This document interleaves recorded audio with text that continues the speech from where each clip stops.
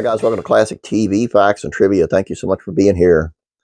Today's video is on Alda and how on-set clash with MASH's director, Jackie Cooper. This is kind of wild, some stuff I'd never heard before.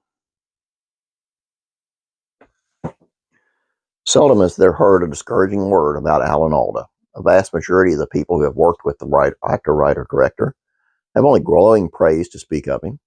From MASH through The West Wing and even 30 Rock, his collaborators have all come forth with positive takeaways from their time spent with Alda. It's rare to find an actor with the level of near-universal likability, but that's him.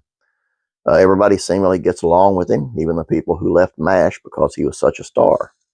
However, in 1982 autobiography, Please Don't Shoot My Dog, director and former child star Jackie Cooper recounts a few heated moments on the set of MASH, as Cooper claims he may have seen a side of Alda that few others ever did. This wasn't the first time the two creatives worked together. Alda came close to starring in Jackie Cooper's directorial debut, Stand Up and Be Counted. Alda agreed to star in the movie if, and only if, a few changes were made to the script. However, producers interfered, the changes weren't made, and Alda stepped away from the project. Regardless, though, Alda left a good impression, one that was consistent with what Cooper had seen from the actor on screen. Now, Cooper would later write about those first impressions were upended years later on the set of CBS's MASH. On the surface, he was the man I was expected. Very conscientious, very serious about his work, thoroughly professional about being on time with his lines learned. However, beneath that serene surface, things were different. Whether Cooper was unconsciously holding some animosity towards Alda or not, he continued to describe the tense mood he perceived while making the hit show. Rather than establish any precise wrongdoings in Alda's actions, Cooper paints a picture of unmanaged set, writing about MASH productions that lacked the directorial governance of a strong leader. Stevenson, Berghoff, and Loretta Swit were terrors, he wrote, about specifying how or why without specifying.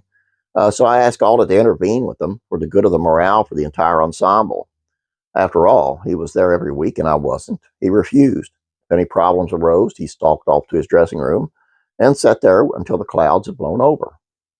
Now, while Alda had certainly found success as a director, he was on MASH strictly as an actor until well after Cooper stopped working on the show. To ask an actor to intervene in the people management duties of a director isn't just unprofessional, it also risks subverting the important on-set hierarchies necessary in a big television production. Cooper includes one costly slip-up and tries to pass the blame on Alda for reacting to perceived slight. I said if the producers had only wanted a funny person, they would have hired a Carl Reiner, but they wanted good actors, so they hired you. For whatever reason, Cooper felt the statement would restore his rapport with the cast, but obviously it didn't. To their credit, everyone involved in the cast remained professional until the episode wrapped filming. Alda, however, shortly thereafter confronted Cooper about the insult. Cooper wrote, "I want to tell you something." Alda began, "You have no idea what kind of people we are. How dare you say that the producers should have gotten a funny man like Carl Reiner for the show?" Cooper then spends the next 2 pages attempting to cast Alda as jealous and irrational in his outburst.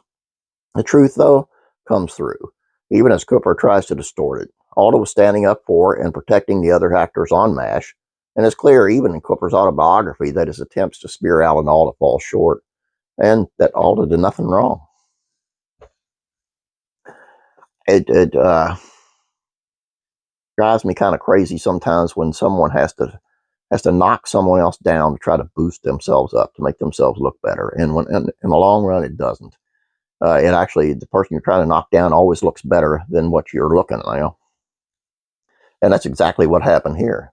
And as that read, Alda, I've never had read anything except this that had anybody ever said anything bad about Alda.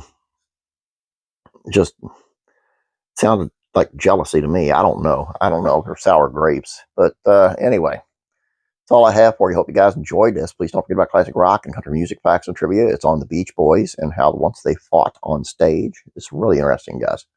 I want to check it out. Please like this video. Please subscribe. You guys have a great day. God bless. And I'm praying for you.